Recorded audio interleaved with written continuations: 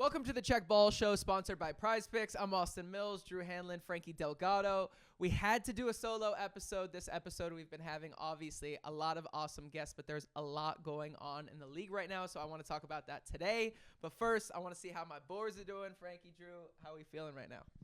Ooh, man, I'm a little tired. I had a basketball game last night where I had to get a little aggressive, but we're here. We're here, and it's good to see you, Drew, in person. Yeah, hey Frank, can you tell the audience a little bit about what happened last night in your men's leagues game? Because before we got on camera, you're telling us it almost ended up in the parking lot. The short version, please. I'm the short still version. angry. Not the long version. The short version is some guys get a little too handsy and aggressive, and they're like, you know, I'm a bigger guy in that league, and the guys just every play hacking me. I kind of had to put my foot down and kind of like step up to it and make sure he felt how small he was on the court. You know? Joe Mazzulla the other day in an interview said they were asking him, what could you do to change and make the NBA more entertaining? And he actually suggested allowing NBA players to fight. And he said afterwards, like in hockey, there's like a power play. So maybe it's like a 5-on-4 for a half of a possession or something like that. Because as you know, a lot of times when you're practicing transition drills, you know, in college basketball, a lot of times it'll be like, 5-on-4 with one guy, sprinting back. What do you think about allowing NBA players just a short penalty for a fight? I know Frankie's answer. I would love that more than anything. Are you kidding me? Let them go at it. Like, come on. Like, you know what? You get suspended for the game. You don't have to play 5-on-4. You're suspended for that game for the rest of the game. And then you get back and there's no fine. Like, just let them go at it, because there's a lot of people that talk so much shit, a lot of people that do a lot of dirty shit in the game. And I think they need to be penalized for that kind of stuff. And you need to fucking like own up to it. You want to talk shit, you might get your ass fucking beat. What if all fights meant the two guys, if they were like, how everybody like gets held back and two guys are both like talking? What if they had to go inside the center circle and basically you had 30 seconds to brawl it out? And after that, then 30 seconds. Then you gotta pull one them off. shot clock, 24 seconds. One of the biggest problems in the NBA right now is the superstars sitting out, not playing. Guys are injured. Basketball season is already long enough. There's already enough injuries. We don't need more injuries. We don't need more suspension. No, but this is the we people. We don't need more injuries. You want to talk shit on the court. You want to be all the loudmouth. You want to say all this stuff. Back it up. Back it up, because now you're protected.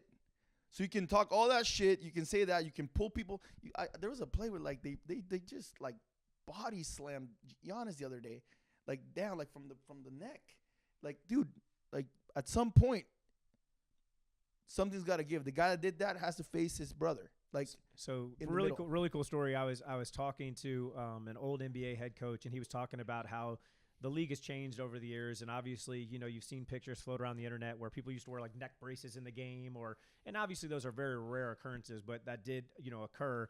And he said one of the things that an old school head coach, I'm going to refrain from saying the name, used to do is if two of his players were fighting in practice, he would send them into the locker room, and they used to have gloves, like, boxing gloves, in the locker room and knock on the door when you guys are ready to come out. And he said the majority of the time what would happen is by the time they got to the locker room, they'd be like, we're idiots. You know what I mean? Let's just go back out there. But he said there were a few times where they actually brawled it out, which is, I think, pretty cool. I think you got to brawl it out, dude. You got to back it up. You want to talk shit. You want to foul hard. You want to hurt someone like that, then get up and back it up. I don't know about you, Drew. Sometimes in our practices in college and high school, our coaches would just let us go at it until there was a fight, like a rebounding drill or a drill that was super aggressive and very physical. Coaches would just let you keep fouling and keep basically fighting each other until, it was figured out. So two things. My high school coach was crazy in a good way, but our slogan was toughest team wins.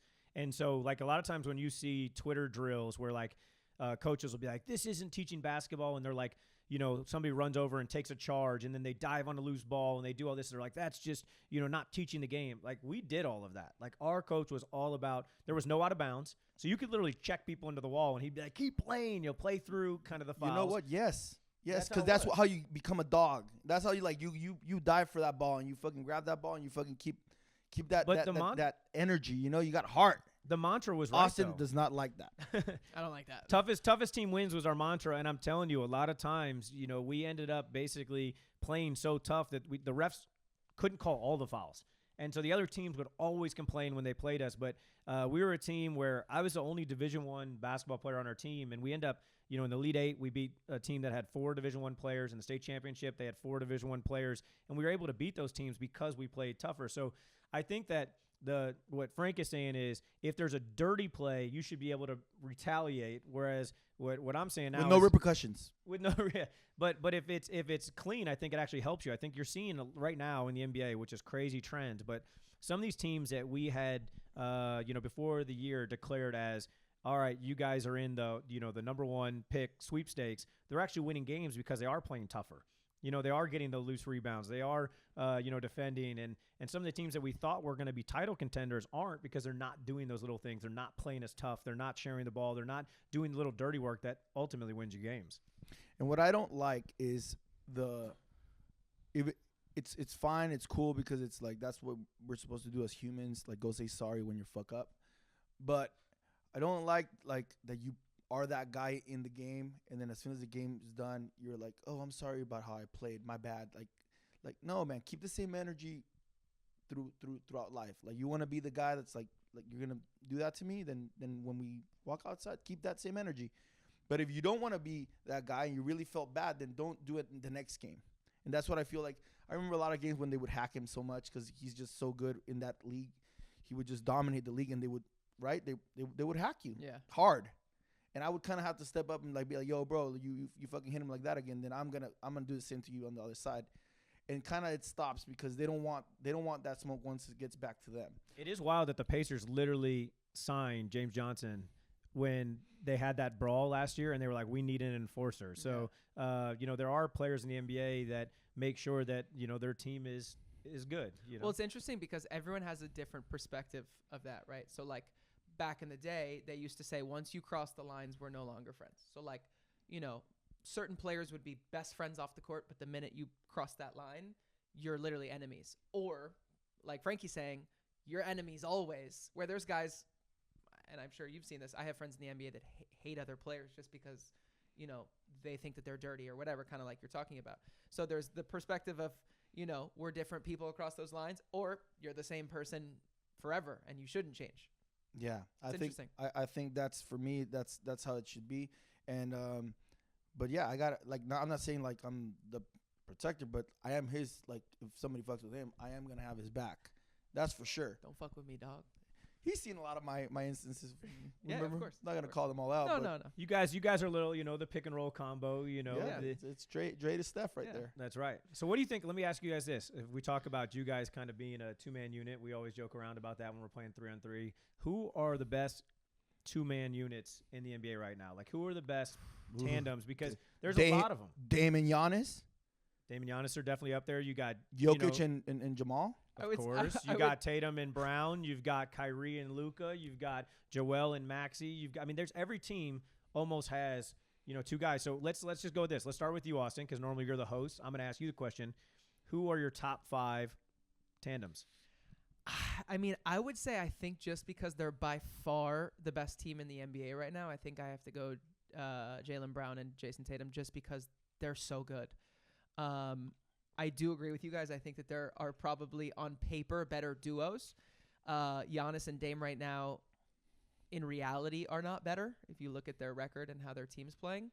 So I would just say statistically, I would probably say Jason Tatum and Jaylen Brown. As for top 5, Coach, here we go. That's number 1. Who's your rounding top out your 5? Maybe top 3. Maybe top three. Then I would say, and since Chet is hurt right now, I'm going to say Jalen Williams and Shea.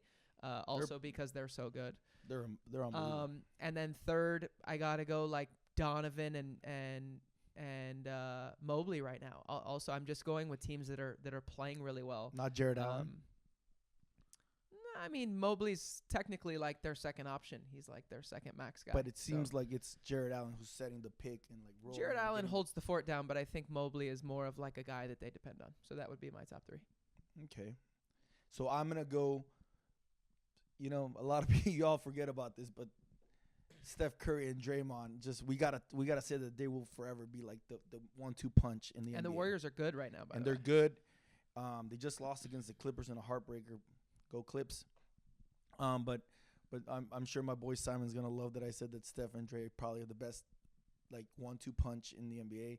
I think because it's so hard to guard that, right? Like, how are you gonna like Impossible. once Dre puts that pick, Steph can do whatever. He go to the hole, he can like pass the ball, and then he can just shoot that three from way farther than anyone else. And then there's Jokic and Jamal Murray. You know, that's hard to fucking beat. They're starting to play well. Finally, They're starting they're starting to play really well. And Jokic, I mean, to me, he's the MVP right now. He's averaging a triple-double, leads the league in assists and rebounds, which is kind of crazy. Very crazy. And is like fifth in points. So like that's insane.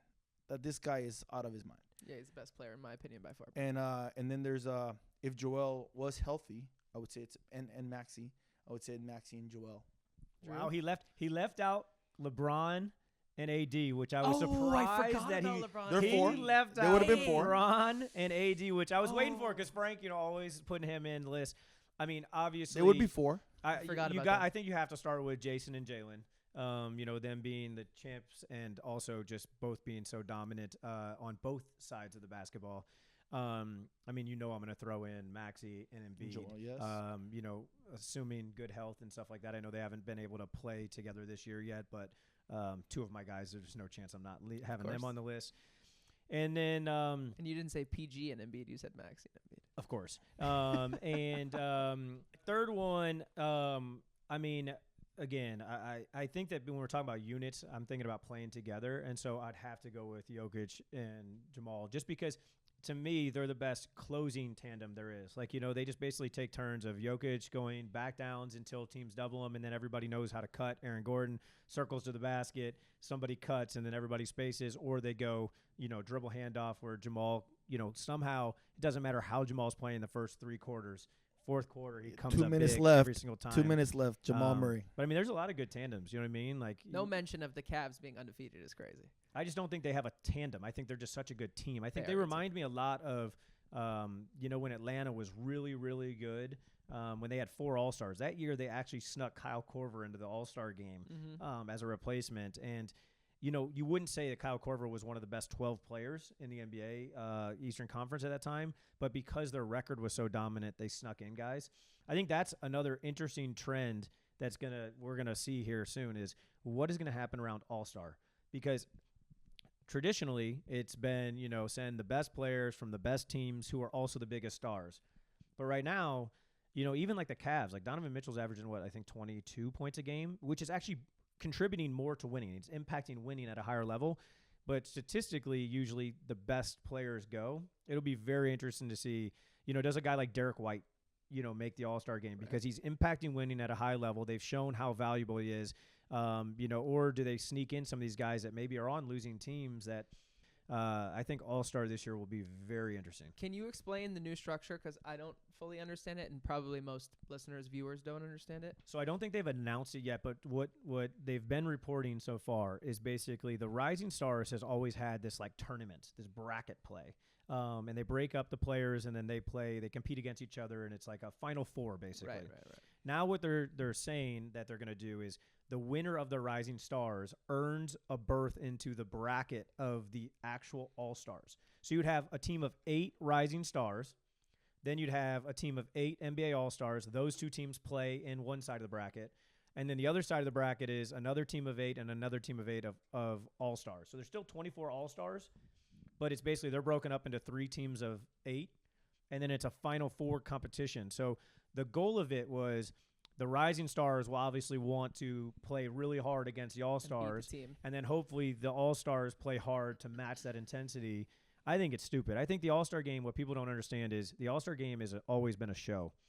And while there are moments that you can pull back of Kobe and those guys picking up full court and competing, and I do think that they did play harder, I think that the way the NBA has gone to such a media-driven event that weekend, the players have so many obligations. So a normal game day, players will go to shoot-around, then they go take a nap for a couple hours, they have their pregame meal, they have their film. The NBA All-Star Weekend, they're literally doing appearances and fan meet and greets and brand obligations all day long. So by the time they get to the game, they haven't had a pregame nap, they haven't had a pregame meal, they don't do scouting reports, they don't. So it's hard for them to go out and compete. And like you said earlier in this episode, the number one thing that everyone's complaining about this year is stars missing games. All-Star Weekend is the one chance in the middle of the season where they actually have a chance to break, to take time off, to let their body recover. So they don't want to go out and put their body on the line and compete, at the highest level. So with that said, right, we got to talk about what the fan wants, right? Because the NBA, you're playing all those games and you're making all that money, but it's what the fan wants at the end of the day. And what the fan wants is they want to see a competitive game. So how do you make it competitive, number one? Number two, what would you do if now the game is whoever wins, each player, when it comes from a sponsor, it can come from wherever you guys want to bring that money from. But if it's whether it's like how much is the tournament gives you, the NBA tournament? I think they get $500,000 if you win the in-season tournament. So you give them $500,000 each, whoever wins, for taking their time off to play in this game, right? You get to make another $500,000, and then now they're gonna want to play and they're gonna want to win this thing because they're gonna I want $500,000 just like that in one game. So you give them that opportunity to make more money. You let the NBA know, like, hey, by the way, after the game, they need 3 days off.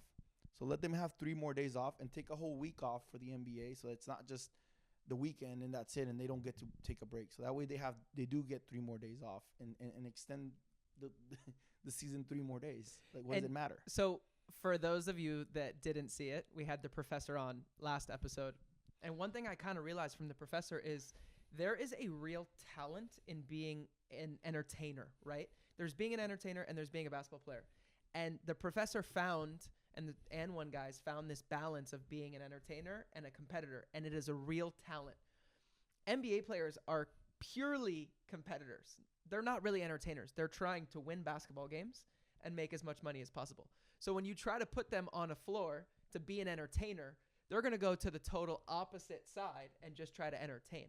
Yeah. It's a very hard balance to try and find the I also middle. think you're missing one thing, though. When we talk about, like, the and one players last episode, they're just not as talented as NBA players. So the problem is, if NBA players, let's say they're like, you know what, we're going to play 75% defense, the shot-making ability of NBA All-Stars is just too good where it's just, okay, perfect, we're just going to make, all the three-pointers that you see in games. So it's, if you want a competitive game, it would have to be like Frankie, where they'd start rewarding a huge lump sum of money, and that would be the only way that guys would actually compete. Yeah. But still, with the shot-making ability, it's, there's been so many brands that have tried to do a one-on-one competition. Even in the offseason, I had a big number come to me and say, hey, Drew, if you can get all your guys to play a one-on-one tournament, live stream, bracket play, and I went to my guys and we're like, hey, would you guys do this? And the majority of them were like, no. Because, one, they're already making so much money. Two, to get everybody, to actually be healthy at the same time. Because let's say you have a one-on-one competition right now with the NBA All-Stars, which is what everybody wants to see. Then you have to talk about matchups.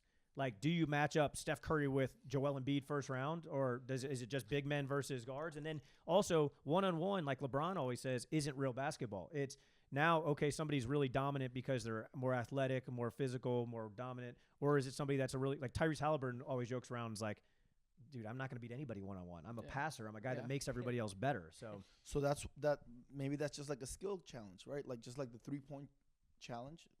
Who's the king of the court? And that's your skill, that you're a really good one-on-one player. Well, last season, we got proof that offering these guys some extra money works, because the in-season tournament, LeBron and those guys were playing hard. I mean, LeBron was like on one leg at one point because he was playing so hard. And I don't know whether that was to add to his legacy or what it was, but the Pacers played hard. The Lakers played hard. Every team played hard. It was proven that you give these guys a little more money incentive, they'll play harder. So I'm saying, you give them $500,000. You let them do it like a 4-team bracket, whatever you guys want to do that. $500,000, and you give them an extra 3 days after the game to really rest. I do think that the extra rest makes a big difference, and if there was a big enough incentive, then people would take game day seriously. Maybe then they take off game days of media obligations and brand obligations and stuff like that. And then what you said, the in-season tournament was, I think, a huge success. I think everybody at first, like, any basketball purist didn't like that the Lakers hung a banner. Like, that was just like and I think it will mean more. It will mean more as it goes on and there becomes like a history of it. But I do wish that the in-season tournament was just a period of time during the season. I hate that It's like 1 week it's in season, and then the next week. So, like, for instance, the other day, the Indiana Pacers were playing against the Miami Heat, and the first game was an in-season tournament. Then they played them in a back-to-back, and the next game wasn't. And it just doesn't make sense to me. It should be like this portion of the season, these are all in-season tournament games, all in-season bracket, and then we resume the regular season. Right. I agree with that. Yeah. I agree. I think that's a cool way to do it. But I just give them more money first and foremost. I want to jump to the Celtics and the Cavs tonight because Celtics are your guys, and we're talking about in-season tournament and banners and all this. Can the Cavs win the NBA title? They're undefeated. They haven't lost yet. Are they that real? I'm going to tell you one thing.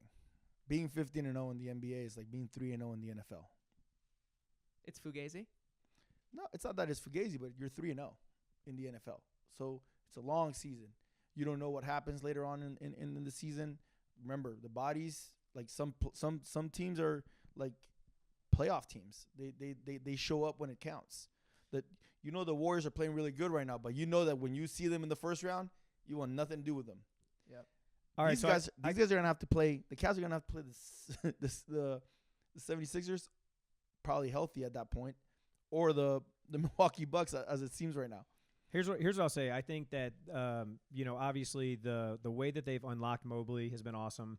The way that Garland's back to his all-star form, which he was a couple years ago. He looks great. They're sharing the ball like they never have before. They're playing a very efficient math version of basketball. You know what I mean? So, but here's something cool because I really wanted to know, does seeding really matter? Because right now there's a lot of fans that think, the regular season doesn't matter, especially in the ring culture we're in. But here's, the facts behind that.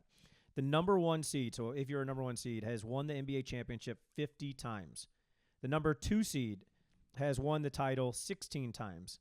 The number 3 seed has won 8 times. Number 4 seed only 1 time, and that was back in 1969. Number 5 has never won the championship. Number 6, 1 time, the 1995 Rockets won as a 6 seed.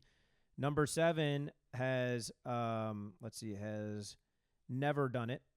Number 8 seed has won the championship, or has never won the championship, but 2 times have reached the finals. So basically, you're talking about, with the exception of the Rockets, being the number 6 seed in 95, you have to have a high seed to actually win a championship. So that's another thing we talk about. The Bucks, and we talk about the Sixers, and we talk about some of these teams that once they get healthy, once they hit their flow, will be a lot better. It's just interesting to keep an eye on, just because historically it's just never happened. Yeah, I at this point I just don't think that anyone can beat the Celtics. I just think that they're so, even in the West, I just think that they're so unbelievably good. They mesh together. Drew Holiday and Derek White alone from Tatum and Jaylen Brown are just 2 of the best guys you can have on a team. And we're forgetting about Porzingis. He's going to come back at some point, right? Yeah. They won a title really without him last year. I know he was great in the game that he returned, but obviously I would roll with the Celtics. I'm winning another championship. But I think that it will be interesting to see how hard these teams go, because you saw the Denver Nuggets last year say that the reason that they thought that they lost was they ran out of gas because they were trying to pursue a higher seed. It'll be interesting to see how these teams play out as the season goes on. And we're not even talking about the Knicks, by the way, who have an unbelievable roster. And I saw someone on TikTok break down Mikal Bridges the other day, and they were like, listen, offense aside, the guy's not even playing efficient defense. Like, if Mikal Bridges could lock in and hone in on playing great defense, they don't really need him as much on the offensive side. Do you agree with that or no? I think that he went viral because of the shot looking a different way. But if you actually look at his numbers, he's shooting corner threes at a really high rate. Mid-range, he's at the top in the NBA. So I think that sometimes these narratives get driven on social media that aren't necessarily true. Now, I don't know what the defensive numbers say. I don't know what the offensive numbers say. I didn't research it before here. But what I would say is that I think that people saw that clip of his, the hitch shot at the beginning of the season, and they've just kind of driven the narrative of what happened to him instead of actually looking at the gameplay, because he's actually not been bad. The only thing that he's struggling with a little bit is above the break 3-pointers right now. Everything else has been totally fine on the offensive end, at least. So I want to do this. I put a little, and we'll put all of this on the screen for you guys to see, but I put a little game together. Essentially, you have $15 to spend. I will show you guys the players listed on the board. I want to know, of these categories, how you're spending your $15 on these NBA players.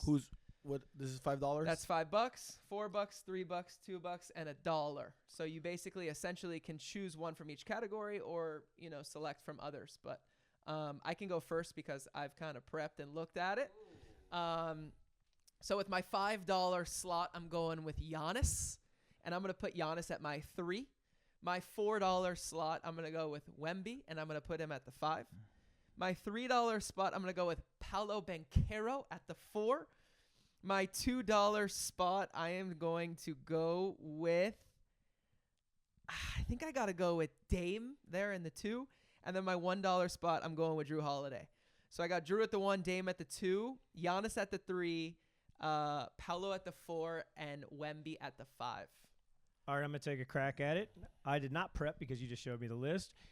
I am going to go with Jason and Giannis at the $5, so I spent $10 there. Oh, interesting. Chet is a $4 pick, so I'm going to go with Chet, which gives me $1 left. But good news is you don't have Joel on here, so I'm going to take him for free. I'm going to take Maxey for free. I'm going to take Levine for free, RJ Barrett for free, Brad Beal for free, Tyrese Halliburton for free, and that is my squad, Coach. All right, pure Oh, sweat. look at how I did Took all that. his clients. Oh, pure sweat right there. All right, well, let's try to use everyone on the board, Frankie. I'm gonna play your game, okay, Mills? Thanks. I'm gonna play your game, and I'm gonna dominate real quick, because that's what I do. I'm just gonna have straight up Jokic, because why not? He's just All right, that's incredible. $5.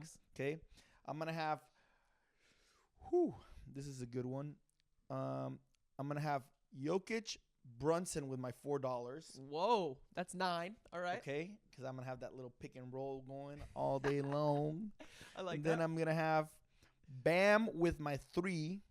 Okay. Okay, so I'm gonna have Bam and Jokic right there, just boom, boom. All right. Interesting. Can't beat that big ass team now. Then I have for shooting wise, I have Dame with my $2. All right. And then with my last dollar, I have. I'm gonna go with Drew for defense. So Drew, Dame, Bam. Drew, Dame, Listen, Bam, all Jokic, great and players, but the Brunson. fact that he's got Brunson, and Jokic. Brunson, Dame, and Jokic on defense, but he makes up for it with going with Brunson, Dame, and Jokic. There's only one ball. Cool, but then I have Bam and Drew, who don't for need the defense. ball. I like that. Not beating my 5, but I do like that. I think I'm beating the shit out of your team. not beating my 11. I think I'm beating All the right. shit out of your team. We have done this before. I want to do it again. We'll put the photos on the screen. This one's a little bit easier. I went really hard on the first one, but I want to do name that player. This is brought to you by Recover 180. Oh, thanks, Frank. I want to do name that player, and this is a lot easier than the first one. All right. So this is number 1. Name that player, McBride. I like that. All right. and the haircut. You know what I mean? That was extra. Miles McBride. All right, number 2. This is from your team. Name that player. Name that player. That's the big dog from the Clippers. What's his name? Daniel Jones Jr. I can't see, dude. It's so far away. Oh, that's the. Apparently, Frankie needs glasses. I really do. Not a big guy. No, he's not. No, he's our new guy. I'll He's give you a like hint. our KPJ. Yeah. Porter Jr. There you go. There you go. All right, number 3. With the mustache, Sengun. He was a number 3 pick in this year's draft. Oh, Reed Shep. There you go, Reed Shepherd. All right, NBA vet, lefty, Can't even look at him. played for the Utah Jazz. He looked like Australian. Yeah, I know his name, but I can't stand him on the court. Joe Ingles. Joe Ingles, yeah. Joe Ingles. I like And to- last but not least, I don't know if you're going to get this one. Lakers. Reddish. All right, Hey, all right, there there you we go. go. I forgot you secretly love the Lakers. Here's what it is, man. I just don't God. like the Laker fans. Let's put it out there once again. They talk so much shit to the Clippers because they have like 1,000 banners up there. And we used to play in the Staples Center, which is now the Crypto Center, whatever that shit is. I mean, it's just annoying how they talk. It's like, just leave us alone, man. Like, you won your championships. Cool. Let us be, man. Like, just why do you attack us so much? Like, why is it? It's my city. It's not your city. It's a big ass city. Let us live. Well, we were just concerned that Taylor Swift had more banners than your team. That was our biggest concern. Frank, can we talk about, because, you know, we sat courtside the other day at the new arena. Let's talk about the arena. How sick is that for fans that have not had a chance to see the new arena? Intuit Dome is the greatest arena in the planet. That thing is unbelievable. Any seat, wherever you sit, is incredible. The Lakers might want to switch their banners over there, just so you know. I heard that wall. I even saw Kevin Durant say in a post-game interview, like, that wall is sick. That wall is honestly kind of tough to shoot free throws against because it's so loud. It's honestly a genius idea because it gives your fans a fair opportunity that can't afford to come see a game. So Drew Hanlen's seats are on the wood behind the wall, and we were listening to the wall come from man. And we're like, damn, the way they made the echo for that, it's loud, dude. It's loud in there. There's real Clipper fans out there. I love that there's a new energy, just like the Chargers. The Chargers have Jim Harbaugh now, and now it's like all this energy that they brought some culture. And these Clippers, they're dogs, bro. They just beat the Warriors yesterday, and I saw the game. They just want it more. They hustle for every play. I like what we're building. It's a culture, and hopefully one day we'll have a banner up there. I wish Kawhi was healthy because it would be fun to watch you guys with Kawhi right now. Yeah, see, that's the kind of Laker fan I want. Not these like haters. Because I love LeBron, man. LeBron, I want him to win a couple more championships so we can talk about this discussion of rings, right? And then, but AD, LeBron, I Austin Reeves, which he is a recovered 180 athlete. I love for them. I have nothing against the Lakers. I'm just a big James Harden guy, and we just saw him. He passed Ray Allen all time for 3-pointers. Wow. Very underrated. Very, very underrated. I did more on that game when more James 3-pointers on Prize Picks. Yeah. This is interesting to me, though, but how much our culture has become so fascinated with just rings. And it's weird how they pick and choose it. You know, it's like rings as a number 1 or 2 option, kind of. Because they don't give credit to people like Robert Horry that have won, you know, big 7 shot, championships, big shot, but Bob. wasn't necessarily the focal point of the offense. But I got a funny story about that. Then a guy like James Harden, who's won scoring titles, won assist titles, won MVPs, and revolution. Like literally, they had to change rules because of the way that he used to draw fouls and stuff. But if he had a championship, he'd probably be considered a top 15 to 20 player of all time. Absolutely. But because he doesn't, people just have a completely different narrative on him. But it just shows you that a lot of times when we're arguing who are the greatest players of all time, we're not really arguing who was the best basketball players at their best. We're a lot of times arguing who are the best basketball players at their best with good resumes. And, like, you know what I mean? It's so much accolades, who's the best on paper versus who's the best on the court. Because to me, like when you look at a guy like Kevin Durant, I'm like, you can't tell me there weren't like 10 better basketball. Like, No. you know what I mean? There weren't 10 No players chance. that were better than Kevin Durant in his prime. Ever. And then guys like Shaq, you're like, his peak, there weren't 10 guys better in his peak than Shaq. Like, you know what I mean? So it's what Or makes Michael basketball Jordan in arguments his peak. Like, there was never a better player than him. There was something the other day. I sent this to a couple of my guys just showing how dominant MJ was. But let me get this exact thing because I don't want to mess this up. It's also not fair, by the way, because people don't realize how hard it is to win as a team. The team has to be perfect. The coach has to be perfect. The players have to be perfect. That's why the Warriors. The bench has to be perfect. All right, People here's don't what we realize. got for the MJ thing. Michael Jordan is the only player in NBA history to win an MVP, a scoring title, be named first team all defense, win the NBA championship, and win the Finals MVP in the same 4 season, times. and he did it 4 times. No one else has done that. That's an Right? insane stat. No one else has done that. Insane Crazy. stat. So that just, to me, it's like that's the ultimate peak of all peaks. If you can Yeah. say I won everything, On and the I did it yeah, 4 times. At the peak of a career, he is the GOAT. As a career, a full career, that's where you put LeBron in there because there's no other player that's ever been at 39 having 4 triple-doubles in a row. Like, you tell me how crazy that is. As a players that are in their at their peak today can't do that. And even fans like that play casual basketball, like you go play pickup or you play in a rec league, whatever you play in, playing both sides of the floor, especially at 110%, is damn near impossible. Like, you could be killing on offense, but you're exhausted on defense. Yeah, but Scottie Pippen, that's where perfect teams happen. Scottie Pippen took that role of being like, yo, I'm going to be the enforcer. But he's still winning first team all defense, which is crazy. But he didn't have the pressure of having to always guard. Always, remember, you always have to guard the best player versus, hey, you and me can switch off. Like right now, we need to like lock in. You go there, and they were just built perfectly. Yeah, the Bulls. that team was perfect. And that's why they had 6 championships, 3 in a row, twice. And the coach was perfect. He brought in that new mentality, right? Michael Jordan was If great. you really think about the Bulls and talk about the makeup, they had the best scorer of all time in Michael Jordan. They had the best rebounder of all time in Dennis Rodman. They had one of the best defenders of all time in Scottie Pippen. They had one of the best shooters of all time in Steve Kerr.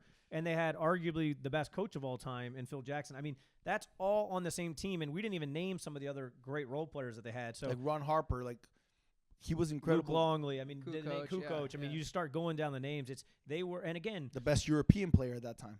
I think that's what also makes it hard in the ring culture that we live in is, sometimes it's not all about one individual, and, LeBron, if he would have had some better teammates in some of his Cavs days, think about how many championships more could he have had and how that would have changed his legacy. How many times did he get to the championship with a way subpar team that should not be there?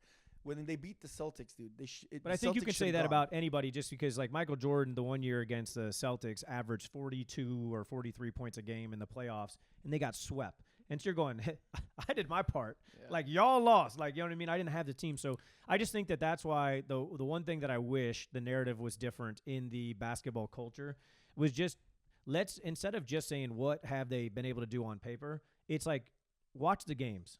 You know what I mean? Like, what do they do on the court to impact winning on offense, to impact winning on defense? I think that matters the most. How did LeBron take all these teams, carried all his teams to the finals with those kind of teams? That's what is impressive because Michael Jordan did not carry his bad teams. You say that, but also just as a MJ fan, I mean, when you say carried, he carried what, Dwayne Wade and No, I'm talking about the Cavs that had Kyrie Irving and Kevin Love. I mean, I'm just saying they had multiple all-stars. They were really good teams. But with no bench. Look at what he had to do the first year when they lost against the Spurs. They had no bench, dude. They spent all their money on them 3. They had the Spurs were also, we talk about some of these teams. The Spurs were like great teams. The Spurs are one of the greatest teams ever. Yeah. And they were like Tim Duncan, Tony Parker, Manu, Bruce Bowen. Was Kawhi in that game? No, not yet, right? Well, Kawhi early Spurs, no, but Kawhi later. No, but the when they beat the Cavs, or the Heat. I mean, when they beat the Heat. I honestly think don't he was. remember. I think that was the one that he won with. He might have been because he won one with the Spurs and then he won one with the Raptors. Yeah. So with that said, like also look at the team they're playing, and we know that if you really want to say, did the Heat have a bench that year? They didn't. Then the next year they come back and. Hey, listen, we're not turning this into a LeBron excuse show. Yeah. What's our next segment? I want to actually throw this to your game. Oh, but we forgot my story. Drew wanted to. I had a good story for you guys. I had a good story. Hold on, guys. Jesus Christ. One time, this is a good one because one time, we were at Hyde. Okay. And Robert Horry came, right? And we're like, hey, what's up, Big Shot Bob? Like, he's the nicest guy. He walks in. And like 30 minutes later, Scottie Pippen walks in. And I'm like, my partner, Josh Richmond, shout out to Josh. He goes, hey, Scottie, we got someone inside that has more rings than you. And Scottie's like, who? We're like, Robert Horry. Robert Horry had 7 rings. Yeah.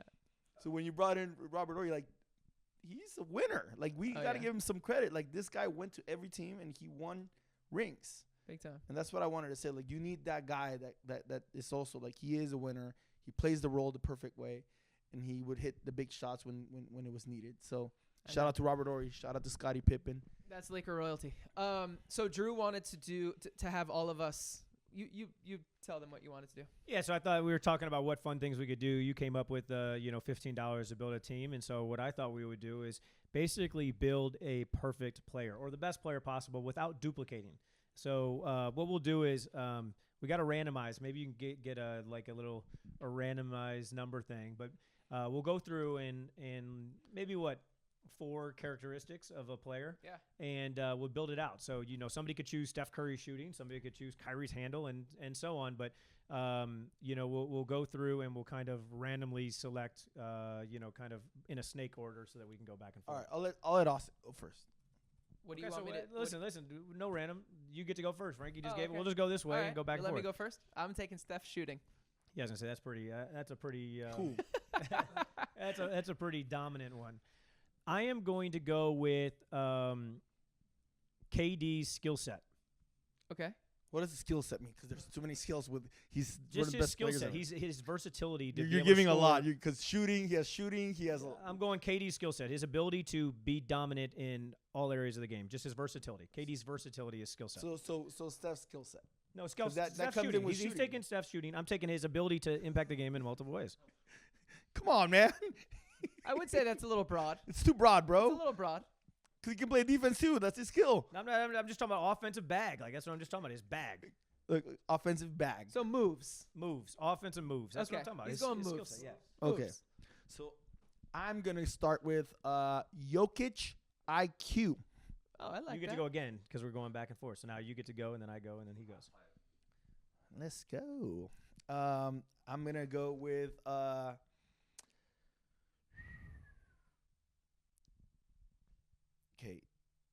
KD's shooting. That's fine. All right. I am gonna go with Drew Holiday's defense. Oh, I'm gonna go Giannis's athleticism. You get to go again. Oh, I get to go again. It's a snake. I'm gonna go Luka IQ.